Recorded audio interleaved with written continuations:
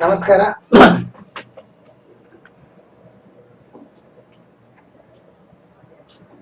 ಒಂದು ವಿಷಯ ಸಂತೋಷ ಕೊಡುವುದು ಏನಂತಂದ್ರೆ, ಜನಗಳು ಆಧ್ಯಾತ್ಮದ ಕಡೆ ಬರ್ತಾ ಇದ್ದಾರೆ. ಸೂಚನೆ ಗೊತ್ತಾಗ್ತಿದೆ. ಪ್ರಶ್ನೆಗಳ ಮೇಲೆ ಪ್ರಶ್ನೆಗಳು, ಅನುಮಾನಗಳು, ಫೋನ್ ಮೂಲಕವಾಗಿ ಸಂಪರ್ಕ. ತುಂಬಾ ಆನಂದ. ಹೈದರಾಬಾದ್, ಆಂಧ್ರ ಇಂದ ಭಕ್ತರೊಬ್ರು ಪ್ರಶ್ನೆ ಕೇಳಿದ್ದಾರೆ. ತುಂಬಾ ಇಂಟ್ರೆಸ್ಟಿಂಗ್ ಆಗಿದೆ. ಮುಕ್ತಿ ಅಂದ್ರೆ ಏನು? ಮುಕ್ತಿನ ಹೇಗೆ ಪಡ್ಕೊಳ್ಳೋದು? ಮುಕ್ತಿಗೂ ಮೋಕ್ಷಕ್ಕೂ ಇರುವ ವ್ಯತ್ಯಾಸ ಏನು? ಮುಕ್ತಿಯೇ ಮೋಕ್ಷವ, ಮೋಕ್ಷವೇ ಮುಕ್ತಿನ, ಅಥವಾ ಎರಡು ಬೇರೆ ಬೇರೆನಾ?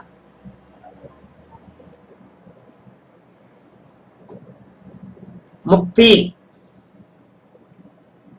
ಆ ಪದದಲ್ಲೇ, ಆ ಸಂಸ್ಕೃತದ ಪದದಲ್ಲೇ ಅರ್ಥ ಇದೆ. ಮುಕ್ತಿ ಅಂದ್ರೆ ಫುಲ್ಫಿಲ್ಮೆಂಟ್.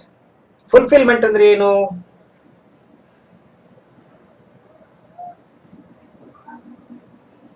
ತೃಪ್ತಿ ಆಗೋದು. ಏನು ತೃಪ್ತಿ? ಎಲ್ಲಿ ತೃಪ್ತಿ? ಹೇಗೆ ತೃಪ್ತಿ? ಯಾವುದರ ಮೇಲೆ ತೃಪ್ತಿ?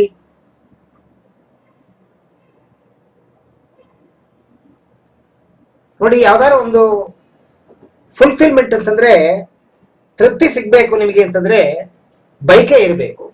ಬೈಕೆ ಇದ್ರೆ ಮಾತ್ರ ತೃಪ್ತಿ ಸಿಗೋದು. ಬೈಕೆ ಇದ್ರೆ ಒಂದ ತೃಪ್ತಿ ಸಿಗತ್ತೆ, ಇಲ್ಲವಾ ವಿರಕ್ತಿ ಆಗತ್ತೆ. ಮನಸ್ಸಿಗೆ ಬೇಸರವಾಗತ್ತೆ ಅಥವಾ ತೃಪ್ತಿ ಸಿಗತ್ತೆ. ಆ ತೃಪ್ತಿಯನ್ನ ಪಡ್ಕೊಳ್ಳೋದು ಹೇಗೆ? ನೋಡಿ, ಆಸೆ, ಮೂಲ ಕಾರಣ ಆಸೆ. ಆಸೆಗಳು ಒಂದು ಆಸೆ ಆದ್ಮೇಲೆ ಇನ್ನೊಂದು ಆಸೆ ಹುಟ್ಟತ್ತೆ. ಆಸೆಗೆ ಮುಕ್ತಿ ಇಲ್ಲ, ಆಸೆಗೆ ಎಂಡ್ ಇಲ್ಲ. ಎಂಡ್, ಆ ಎಂಡೇನೆ ಮುಕ್ತಿ. ಆಸೆಗೆ ಮಾತ್ರ ಎಂಡ್ ಇಲ್ಲ. ಯಾಕೆಂದ್ರೆ ನಾನೇನಾದ್ರು ಒಂದು ಪಡ್ಕೊಂಡಿರ್ತೀನಿ. ಆ ಪಡ್ಕೊಂಡಿದ್ದ ಪದಾರ್ಥ, ನೋಡಿ, ಒಂದು ಮೊಬೈಲು, ನೋಕಿಯಾ ಮೊಬೈಲ್ ಒಂದು 5,000 ರೂಪಾಯಿ ಕೊಟ್ಟು ತಗೊಂಡಿದ್ದೀನಿ. ಒಂದು 6 ತಿಂಗಳಾಯ್ತು ಆ ಮೊಬೈಲು. ಏನೋ ಹೊಸ ಮಾಡೆಲ್ ಬಿಟ್ಟಿದಾರಲ್ಲ, ಏನೋ ಆ ಮೊಬೈಲ್ ಮೇಲೆ ನಂಗೆ ಅಷ್ಟು ಇಂಟ್ರೆಸ್ಟ್ ಇಲ್ಲ, ಹೊಸ ತಗೊಳ್ಳೋಣ ಅಂತ ಆಸೆ. ಇನ್ನೊಂದು 1,00,000 ರೂಪಾಯಿ ಕೊಟ್ರೆ ಫೆಸಿಲಿಟಿ ಜಾಸ್ತಿ ಇದೆ, ತುಂಬಾ ಚೆನ್ನಾಗಿದೆ, ಲುಕ್ಕು ಚೆನ್ನಾಗಿದೆ ಮೊಬೈಲು. 6,000 ರೂಪಾಯಿ ಕೊಟ್ಟು ಬೇರೆ ಇನ್ನೊಂದು ಮೊಬೈಲ್ ತಗೋತೀನಿ. ಆ ಹಳೆ ಮೊಬೈಲ್ ಎಲ್ಲ ಎಷ್ಟಕ್ಕೋ ಮಾರ್ಬಿಡ್ತೀನಿ. ಹೋಗ್ಲಿ, ತಗೊಂಡಿದ್ದೀರಲ್ಲ ಹೊಸ ಮೊಬೈಲು, ನಿಮಗೆ ತೃಪ್ತಿ ಸಿಗ್ತಾ? ನಿಮ್ಮ ಜೊತೆ ಕೆಲಸ ಮಾಡೋರೊಬ್ರು ಟಚ್ ಸ್ಕ್ರೀನ್ ಮೊಬೈಲ್ 15,000 ರೂಪಾಯಿ ಕೊಟ್ಟು ತಗೊಂಡಿದ್ದಾರೆ. Sony Ericsson, Samsung. ಮನಸ್ಸು ಪುನಃ ಜಂಪ್ ಆಗ್ತಿದೆ. ಇನ್ನು 9,000 ರೂಪಾಯಿ ಕೊಟ್ರೆ ಲೈಫ್ ಲಾಂಗ್ ಚೆನ್ನಾಗಿರ್ಬೋದಲ್ಲ ಈ ಮೊಬೈಲು.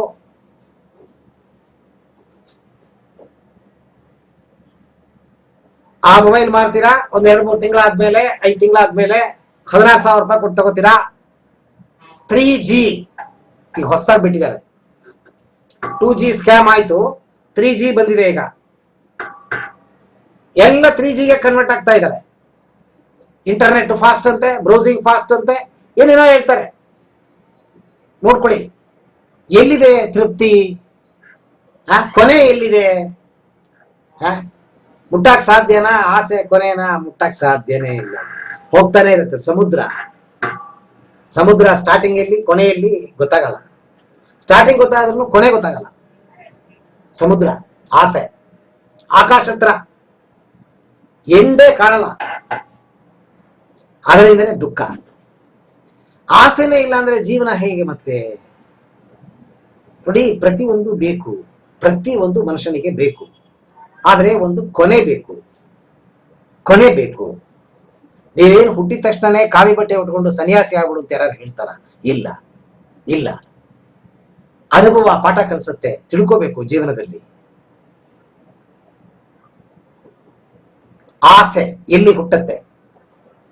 ಆಸೆ ಎನ್ನುವುದು ನಿಮ್ಮ ಮಿದುಳಲ್ಲಿ ಹುಟ್ಟತ್ತೆ.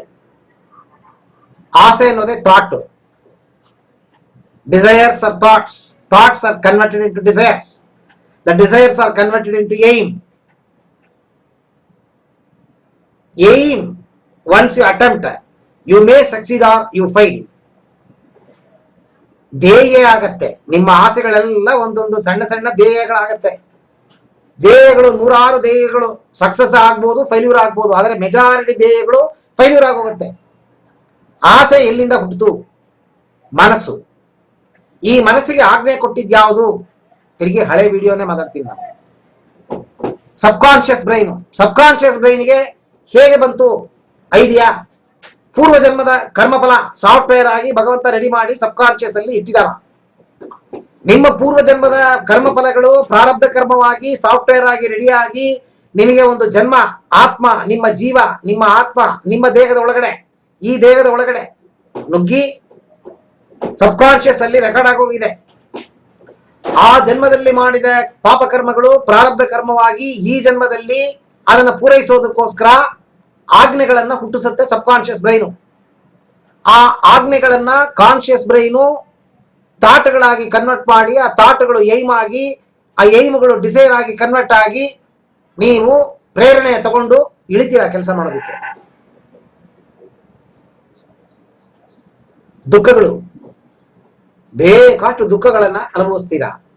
ಪ್ರಾರಬ್ಧ ಕರ್ಮವನ್ನ ತೀರಿಸೋದಕ್ಕೆ ಆಸೆಗಳನ್ನ ಹೊತ್ಕೊಂಡು ಹೋರಾಡ್ತೀರಾ.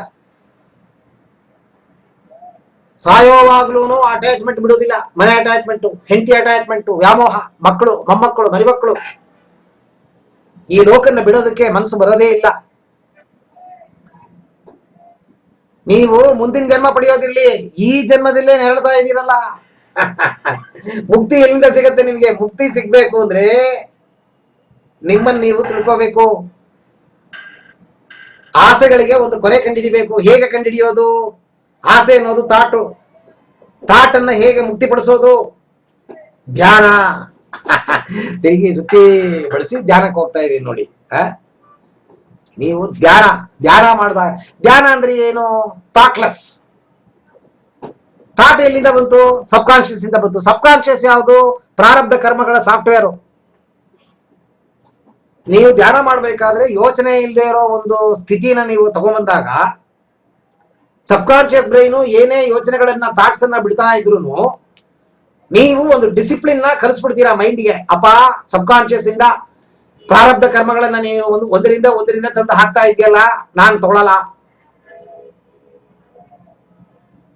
ನಾನು ಹೋರಾಡ್ತಿರೋದು ಮುಕ್ತಿಗೆ, ಪ್ರಾರಬ್ಧ ಕರ್ಮನ ನೆರವೇರಿಸೋದಕ್ಕಲ್ಲ.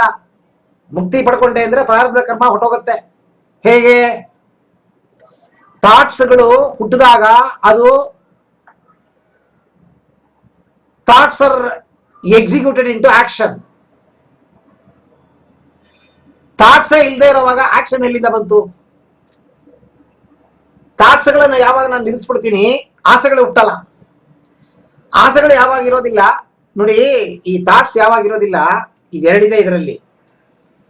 ಒಂದು, ಸಂಚಿತ ಕರ್ಮ ನಿಮಗೆ ಆಗೋದಿಲ್ಲ. ಯಾವಾಗ ನೀವು ಥಾಟ್ಸ್ ಅನ್ನ ಸಬ್ಸೈಡ್ ಮಾಡಕ್ ಕಲ್ತು ಬಿಡ್ತೀರಾ, ಆಸೆಗಳು ಕಮ್ಮಿ ಆಗುತ್ತೆ, ಕೆಲಸ ಕಾರ್ಯಗಳು ಕಮ್ಮಿ ಆಗೋಗುತ್ತೆ. ಕಮಿಟ್ಮೆಂಟ್ ಕಮ್ಮಿ ಆದಾಗ ತಪ್ಪುಗಳು ಕಮ್ಮಿ ಆಗುತ್ತೆ. ತಪ್ಪುಗಳು ಯಾವಾಗ ಕಮ್ಮಿ ಆಗುತ್ತೆ? ಸಂಚಿತ ಕರ್ಮ ಕಮ್ಮಿ ಆಗೋಗುತ್ತೆ. ಮುಂದಿನ ಜನ್ಮ ಇಲ್ಲ. ಆಗ ಮುಂದಿನ ಜನ್ಮ ಇದ್ರೂ ಹೋದ ಜನ್ಮದ ಪ್ರಾರಬ್ಧ ಕರ್ಮದಲ್ಲಿ ಏನಾದ್ರು ಪೆಂಡಿಂಗ್ ಇದ್ರೆ ಅಲ್ಪ ಸ್ವಲ್ಪ ಮಾತ್ರ ನೀವು ಅದನ್ನ ಮುಂದಿನ ಜನ್ಮದಲ್ಲಿ ನೆರವೇರಿಸ್ತೀರಾ. ಇಷ್ಟೊಂದು ಕಷ್ಟ ಇರಲ್ಲ ಈ ಜನ್ಮದಲ್ಲಿ ಪಟ್ಟಿದ ಕಷ್ಟ. ಯಾವಾಗ ನೀವು ಥಾಟ್ಸ್ ಅನ್ನ ರೆಡ್ಯೂಸ್ ಮಾಡ್ತೀರಾ, ನಿಮಗೆ ನಾನು ಯಾರು, ಹೂ ಆಮ್ ಐ, ನಾನು ಯಾರು, ಈ ಆತ್ಮ ಹಂಗಂದ್ರೆ ಏನು, ಎಲ್ಲಿಂದ ಬಂದೆ, ನಾನು ಏನಕ್ಕೋಸ್ಕರ ಬಂದಿದ್ದೀನಿ ಈ ಜನ್ಮದಲ್ಲಿ, ನನ್ನ ಕೆಲಸ ಕಾರ್ಯಗಳು ಏನು, ಎನ್ಲೈಟನ್ಮೆಂಟ್ ಅಂತಾರೆ ಇದನ್ನ, ಅರಿವು, ವಿಸ್ಡಮ್ ಅಂತಾರೆ ಇಂಗ್ಲಿಷ್ ಅಲ್ಲಿ. ಯಾವಾಗ ನೀವು ಅರಿವನ್ನ ಪಡ್ಕೋತೀರಾ, ಎನ್ಲೈಟನ್ಮೆಂಟ್ ಯಾವಾಗ ನಿಮಗೆ ಸಿಗತ್ತೆ, ಆಟೋಮೆಟಿಕ್ ಆಗಿ ನಿಮ್ಮ ಬುದ್ಧಿ ಕೆಲಸ ಮಾಡುತ್ತೆ, ನಿಮ್ಮಲ್ಲಿ ಒಂದು ಟ್ರಾನ್ಸ್ಫಾರ್ಮೇಶನ್ ಆಗುತ್ತೆ, ನೀವು ಬದಲಾವಣೆ ಆಗ್ತೀರಾ. ಏನು ನೀವು ಕೃಷ್ಣ ಗೋವಿಂದ, ಪ್ರಸನ್ನ, ರಾಮ, ಸುಬ್ಬ, ಗೋವಿಂದ ಅಂತ ಹೆಸರಿಟ್ಕೊಂಡಿರ್ತೀರಾ, ಹೆಸರು ಮಾತ್ರ ಇರುತ್ತೆ, ಹಳೇ ಜನವಾಗಿ ಇರೋದಿಲ್ಲ, ಹೊಸ ವ್ಯಕ್ತಿ ಆಗ್ತೀರಾ ನೀವು. ಒಳ್ಳೆತನಗಳು ನಿಮ್ಮಲ್ಲಿ ಕಾಣುತ್ತೆ, ಒಳ್ಳೆತನಗಳು ಗೊತ್ತಿಲ್ಲದೇನೆ ಹುಟ್ಟತ್ತೆ. ಯಾವಾಗ ನೀವು ಒಳ್ಳೆಯರಾಗ್ತೀರಾ ನಿಮ್ಮ ಕೆಲಸಗಳೆಲ್ಲ ಒಳ್ಳೇದಾಗತ್ತೆ. ನೀವು ಒಳ್ಳೆಯರಾಗಿದ್ದ ತಕ್ಷಣನೇ ನೀವು ಮಾಡೋ ಕೆಲಸ ಕಾರ್ಯಗಳು ಒಳ್ಳೆಯದಾಗೇ ಇರುತ್ತೆ, ಸಂಚಿತ ಕರ್ಮವೇ ಇರಲ್ಲ. ಮುಂದಿನ ಜನ್ಮಕ್ಕೆ ಈ ಜನ್ಮದಲ್ಲಿ ನೀವು ಏನು ಕೂಡಾಕಲ್ಲ. ಮುಂದಿನ ಜನ್ಮದಲ್ಲಿ ನೀವು ಕರ್ಮಗಳನ್ನು ಅನುಭವಿಸೋದಕ್ಕೆ ಕೂಡಾಕಿದ್ರೆ ತಾನು ಅನುಭವಿಸೋದು, ಜನ್ಮ ಸಿಗೋದು. ಏನು ಮಾಡಲ್ಲ. ಧರ್ಮ ಕೆಲಸಗಳನ್ನ ಮಾಡಕ್ ಶುರು ಮಾಡಿದ್ಮೇಲೆ ಸಂಚಿತ ಕರ್ಮವೇ ಇಲ್ಲ. ಯಾವಾಗ ನೀವು ಧ್ಯಾನಕ್ಕೆ ಹೋಗಿ ನಿಮ್ಮ ಮನಸ್ಸನ್ನ ಸಬ್ಸೈಡ್ ಮಾಡ್ತೀರಾ, ಆ ಆತ್ಮ, ನಿಮ್ಮ ಒಳಗಿರೋ ಆತ್ಮ, ಡಿವೈನ್ ಪವರ್, ಸ್ಪಿರಿಟ್ ಅಂತ ಏನ್ ಹೇಳ್ತೀವಿ, ಭಗವಂತ, ಆಕಾಶದಲ್ಲಿ ವ್ಯಾಪವಾಗಿರುವ ಈ ಭಗವಂತ, ಅವನ ಜೊತೆ ನೀವು ಸೇರ್ತೀರಾ. ಹಂಗಂದ್ರೆ ಜೀವ ಹೋಗಲ್ಲ. ಇದು ಪ್ರಾಣಶಕ್ತಿನೇ ಕನೆಕ್ಷನ್. ಆತ್ಮ ಆಕಾಶದಲ್ಲಿದೆ, ಅದರ ಜೊತೆಗೆ ನೀವು ಲಿಂಕ್ ಸಿಗತ್ತೆ ನಿಮಗೆ. ಆ ಲಿಂಕ್ ಸಿಗದೆ ಇರುವಂಗೆ ಸಬ್ ಕಾನ್ಶಿಯಸ್ ಕಾನ್ಶಿಯಸ್ ಹೊಡಿತಾ ಕೂತಿದೆ. ಸಬ್ ಕಾನ್ಶಿಯಸ್ ಅನ್ನು ಕಾನ್ಶಿಯಸ್ ಅನ್ನು ನೀವು ಅಮುಕ್ಬಿಟ್ರೆ ಡೈರೆಕ್ಟ್ ಲಿಂಕ್ ಸಿಕ್ಬಿಡುತ್ತೆ ಭಗವಂತನ ಜೊತೆ. ಯಾವಾಗ ನೀವು ಭಗವಂತನ ಜೊತೆ ಸೇರ್ಬಿಡ್ತೀರಾ, ಭಗವಂತ ಪಕ್ಕ ಕೂರಿಸ್ಕೊತಾನೆ ನಿಮ್ಮನ್ನ. ಮುಕ್ತಿ, ಕರ್ಮಗಳಿಂದ ಮುಕ್ತಿ ಸಿಗತ್ತೆ. ಮುಕ್ತಿ ಅನ್ನೋದು ಏನು ಅಂತಂದ್ರೆ ಪ್ರಾರಬ್ಧ ಕರ್ಮಗಳಿಂದ ಪರಿಹಾರ. ಸಂಚಿತ ಕರ್ಮ ಮಾಡದೇ ಇರೋ ಹಂಗೆ ಒಳ್ಳೆ ಪರಿಸ್ಥಿತಿ. ಕರ್ಮ ಅಂದ್ರೆ ಏನು? ಒಂದು ವಯಸ್ಸಾದಾಗ ಮದುವೆ ಮಾಡ್ಕೋತೀವಿ, ಮಕ್ಕಳು ಹಿಡಿತೀವಿ, ಮಕ್ಕಳನ್ನ ಸಾಕಬೇಕು, ತಾಯಿ ತಂದೆ ಇರ್ತಾರೆ, ಅವರಿಗೆ ಪರಿಪಾಲನೆ ಮಾಡಬೇಕು, ಅಕ್ಕ ತಂಗೀರು, ಅಣ್ಣ ತಮ್ಮಂದರು, ಅತ್ತೆ ಮಾವ, ಬಂಧಗಳು, ಬಾಂಧವ್ಯ ಎಷ್ಟೊಂದಿದೆ ನಿಮ್ಮ ಸುತ್ತ. ಪ್ರತಿಯೊಂದರಲ್ಲೂ ಒಂದೊಂದು ರೋಲ್ ಇದೆ ನಿಮಗೆ. ನಾಟಕದಲ್ಲಿ ಹೇಗೆ ನಿಮಗೆ ಒಂದು ರೋಲ್ ಕೊಡ್ತಾರೆ, ಆ ತರ ಈ ರೋಲು ಒಂದು ರೋಲ್ ಅಲ್ಲ, 8, 10, 100 ರೋಲ್ಗಳನ್ನ ನೀವು ಮಾಡಬೇಕಾಗತ್ತೆ. ಆ ರೋಲ್ ಮಾಡೋದ್ರಿಂದ ನಿಮಗೆ ಮುಕ್ತಿ ಸಿಗತ್ತೆ. ಎಂಡ್ ರೋಲ್ಗಳನ್ನ ಮಾಡೋದು ಬೇಕಾಗಿಲ್ಲ ನೀವು. ಅದು ಯಾವಾಗ ಸಿಗತ್ತೆ ಅಂತಂದ್ರೆ ನಿಮಗೆ ಎನ್ಲೈಟನ್ಮೆಂಟ್ ಆಗ್ಬೇಕು. ಮುಕ್ತಿ ಯಾವಾಗ ಸಿಗತ್ತೆ? ನಿಮಗೆ ಅರಿವಾಗಬೇಕು. ಅರಿವು ಹೇಗಾಗತ್ತೆ?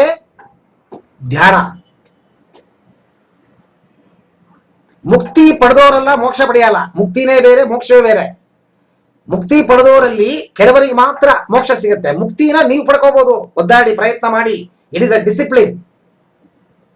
ಸೆಲ್ಫ್ ಡಿಸಿಪ್ಲಿನ್ ಇಂದ ಮುಕ್ತಿನ ಪಡಿಬಹುದು. ಮೋಕ್ಷನ ಭಗವಂತ ನೋಡಿ, ಈಗ ಒಂದು ಅಪ್ಲಿಕೇಶನ್ ಹಾಕ್ತೀವಿ ಒಂದು ಕೆಲಸಕ್ಕೆ ಲಕ್ಷಗಟ್ಟಲೆ, ಸಾವಿರಾರು ಗಟ್ಟಲೆ ಜನಗಳು ಅಪ್ಲೈ ಮಾಡ್ತಾರೆ, ಸೆಲೆಕ್ಟ್ ಮಾಡ್ತಾರೆ. ಆ ಕಂಪನಿಯಲ್ಲಿ ಮ್ಯಾನೇಜರ್ ಯಾರು HR ಡಿಪಾರ್ಟ್ಮೆಂಟ್ ಕೂತಿದ್ದಾರೆ, ಅವರು ಸೆಲೆಕ್ಟ್ ಮಾಡ್ತಾರೆ. ಇಂಟರ್ವ್ಯೂ ಕರೆದ್ಬಿಟ್ಟು ಬೆಸ್ಟ್ ಅಮಾಂಗ್ ದಿ ಬೆಸ್ಟ್ ಹುಡುಕ್ತಾರೆ, ಅವನ್ನ ಮಾತ್ರ ತಗೋತಾರೆ ಕೆಲಸಕ್ಕೆ. ಹಂಗೆ ಭಗವಂತ ಲೋಕದಲ್ಲಿ ಇರುವ ಕೋಟಾನು ಕೋಟಿ ಜನಗಳಲ್ಲಿ ಮುಕ್ತಿ ಪಡೆದವರು ಯಾರು ಅಂತ ಫಸ್ಟ್ ಕಂಡುಹಿಡಿದು, ಆ ಮುಕ್ತಿ ಪಡೆದವರಲ್ಲಿ ಯಾರು ಅರ್ಹತೆ ಪಡ್ಕೊಂಡಿದ್ದಾರೆ ಮೋಕ್ಷಕ್ಕೆ, ಅವರನ್ನ ಮಾತ್ರ ತಗೋತಾನೆ.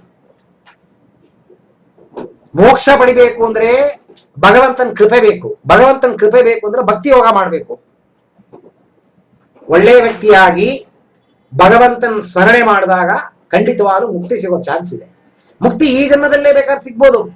ಆ ತರ ಮುಕ್ತಿ ಪಡ್ಕೊಂಡವರಲ್ಲಿ ಇಬ್ರು ನಮಗೆ ಗೊತ್ತಿರೋ ಈ ಇದರಲ್ಲಿ, ಒಂದು ರಾಮಕೃಷ್ಣ ಪರಮಹಂಸರು, ಇನ್ನೊಂದು ರಮಣ ಮಹರ್ಷಿ. ಇವರಿಬ್ಬರಿಗೆ ಮಾತ್ರ ಇದನ್ನ ಜೀವನ್ ಮುಕ್ತಿ. ಅವರ ಜೀವ ಇರುವಾಗ್ಲೇನೆ ಅವರಿಗೆ ಮುಕ್ತಿ ಸಿಕ್ಬಿಡುತ್ತೆ, ಮೋಕ್ಷ. ಗಾಡ್ಲಿ ಪರ್ಸನಾಲಿಟಿ, ದೇವಾಂಶ ಪುರುಷರು, ಅದು ಈ ಜನ್ಮದಲ್ಲಿ ನೀವು ಪಡ್ಕೋಬೇಕು ಅಂತಂದ್ರೆ ಅತಿ ಕೇಳ್ಕೊಂಬಂದಿರ್ಬೇಕು. ಜನ್ಮದಲ್ಲಿ ನೀವು ಕೇಳ್ಕೊಂಬಂದಿದ್ರೆ ನಿಮಗೆ ಸಿಗತ್ತೆ. ಇಲ್ಲದೆ ಹೋದ್ರೆ ಈ ಜನ್ಮದಲ್ಲಿ ನೀವು ಯಾವಾಗ ಮುಕ್ತಿ ಪಡ್ಕೋತೀರಾ, ಒಂದು ಬೇಸ್ಮೆಂಟ್ ಸಿಕ್ಬಿಡ್ತು, ಮುಂದಿನ ಜನ್ಮದಲ್ಲಿ ಮೋಕ್ಷ ಪಡ್ಕೊಳ್ಳೋದಕ್ಕೆ ಒಂದು ಆಪರ್ಚುನಿಟಿ. ನೋಡಿ, ಈ ಜನ್ಮನ್ನ 8,40,000 ದೇಹಗಳನ್ನ ಕ್ರಾಸ್ ಮಾಡಿ ಬಂದಿದ್ದೀರಾ. ಪವಿತ್ರವಾದ ದೇಹ. ಈ ಪವಿತ್ರವಾದ ದೇಹ ಭಗವಂತ ನಿಮಗೆ ಕೊಟ್ಟ ಮೇಲೆ ಪವಿತ್ರವಾದ ಕೆಲಸಗಳನ್ನ ಮಾಡ್ರಯ್ಯ, ನೀವು ಪವಿತ್ರತೆ ಪಡ್ಕೊಳ್ರಯ್ಯ ಅಂತ ಜನ್ಮನ್ನ ಕೊಟ್ಟಿದ್ದಾನ ಭಗವಂತ. ಆತ್ಮನ್ನ ಒಳಗಡೆ ಹಾಕಿ ಈ ದೇಹನ ನಿಮಗೆ ಕೊಟ್ಟಿದ್ದಾನ. ನೀವು ಅರ್ಥ ಮಾಡ್ಕೊಳ್ದೇನೆ, ಏನಕ್ಕೆ ಬಂದಿದ್ದೀವಿ ಅಂತ ತಿಳ್ಕೊಳ್ದೇನೆ ತಿರುಗಿ ಆ ಕೊಚ್ಚೆ ಕೆಲಸಗಳನ್ನ ನೀವು ಆಟ ಮಾಡಿಕೊಂಡು ಮಾಡ್ತಾ ಹೋದಾಗ ಸಂಚಿತ ಕರ್ಮಗಳು ಸೇರ್ತಾ ಇರುತ್ತೆ. ಇದಕ್ಕೆ ಎಂಡಿಲ್ಲ. ಆ ಎಂಡೇ ಮುಕ್ತಿ. ಎಂಡು ಮುಕ್ತಿ.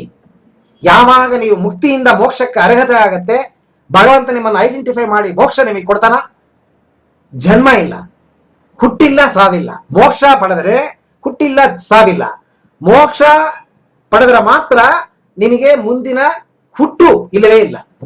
ಹುಟ್ಟೋದಿಲ್ಲ, ದುಃಖ ಇಲ್ಲ, ಕಷ್ಟ ಇಲ್ಲ. ಅದು ಮೋಕ್ಷ. ಮುಕ್ತಿ ಪಡೆದವ್ರಿಗೆಲ್ಲ ಮೋಕ್ಷ ಸಿಗಲ್ಲ. ಮುಕ್ತಿ ಪಡ್ಕೊಂಡವ್ರಿಗೆಲ್ಲ ಮೋಕ್ಷ ಸಿಗಲ್ಲ. ಮುಕ್ತಿ ಅನ್ನೋದು ಕರ್ಮದಿಂದ ಪಾರಾಗೋದು. ಮೋಕ್ಷ ಅನ್ನೋದು ಈ ಜನ್ಮಗಳು, 8 ಜನ್ಮಗಳು ತಾಳಿದೀವಿ, ಇನ್ನು ಮುಂದೆ ಜನ್ಮ ಇಲ್ಲ, ಅದು ಮೋಕ್ಷ. ನಿಮಗೆ ಒಳ್ಳೆ ಅವಕಾಶ ಸಿಕ್ಕಿದೆ. ಭಗವಂತ ಈ ಮನುಷ್ಯ ಅಂತನೋ ಈ ದೇಹನ ನಿಮಗೆ ಕೊಟ್ಟಿದ್ದಾನ. ಬೇಕಾಟ್ ಆಪರ್ಚುನಿಟಿಗಳು, ನಂತರ ಬೇಕಾಟ್ ಜನಗಳು ನಿಮಗೆ ಸಂಪರ್ಕ ಸಿಕ್ಕಿದೆ. ಧ್ಯಾನ ಮಾಡೋ ವಿಚಾರಗಳೆಲ್ಲ ತಿಳ್ಕೊಂಡಿದ್ದೀರಾ. ಆಧ್ಯಾತ್ಮದ ಚಿಂತನೆಯನ್ನು ಬೆಳೆಸ್ಕೊಳ್ಳಿ. ರಾಮಕೃಷ್ಣ ಆಶ್ರಮಗಳು ಬೇಕಾಟ ಕಡೆ ಇದೆ, ಅಲ್ಲಿ ಪುಸ್ತಕಗಳು ಸಿಗತ್ತೆ. ಉಪನಿಷತ್ತುಗಳು, ಬೇಕಾಟು ಉಪನಿಷತ್ತಿಗೆ ಸಂಬಂಧಪಟ್ಟಿದ್ದ ಪುಸ್ತಕಗಳು ನಿಮ್ಮನ್ನ ಪರಿವರ್ತನೆ ಮಾಡ್ಕೊಳ್ಳೋಕೆ ಇದು ತುಂಬಾ ಉಪಯೋಗ ಆಗುತ್ತೆ. ವೇದಗಳಿನ ಸಾರಗಳೇ ಉಪನಿಷತ್ತುಗಳು ತುಂಬಾ ಕಮ್ಮಿ ಬೆಲೆಯಲ್ಲಿ ಬಿಟ್ಟಿದ್ದಾರೆ. ದಿನಕ್ಕೆ 2 ಪೇಜ್ ಓದಿ. ಇವತ್ತಲ್ಲ ನಾಳೆ, ನಾಳೆ ಅಲ್ಲ ಮತ್ತೊಂದು ತಿಂಗಳು, ಮತ್ತೊಂದು ವರ್ಷ ಖಂಡಿತವಾಗ್ಲೂ ನಿಮ್ಮನ್ನು ನೀವು ಬದಲಾವಣೆ ಮಾಡ್ಕೋಬಹುದು, ಪರಿವರ್ತನೆ ಆಗ್ಬೋದು, ನೀವು ಮುಕ್ತಿನ ಪಡ್ಕೋಬಹುದು. ಮೋಕ್ಷ ಪಡೆಯೋದಕ್ಕೆ ಭಗವಂತನ ಸ್ಮರಣೆ ಮಾಡಿ, ಖಂಡಿತವಾಗ್ಲೂ ಒಳ್ಳೇದಾಗತ್ತೆ. ದುಃಖದಿಂದ ಪಾರಾಗ್ತೀರಾ. ಇನ್ನು ಮುಂದೆ ಯಾವುದೇ ಜನ್ಮಗಳು ನಿಮಗೆ ಸಿಗಲ್ಲ. ನಿಮಗೆ ಒಳ್ಳೇದಾಗ್ಲಿ ಅಂತ ನಾನು ಬಯಸ್ತೀನಿ. ನಮಸ್ತೆ.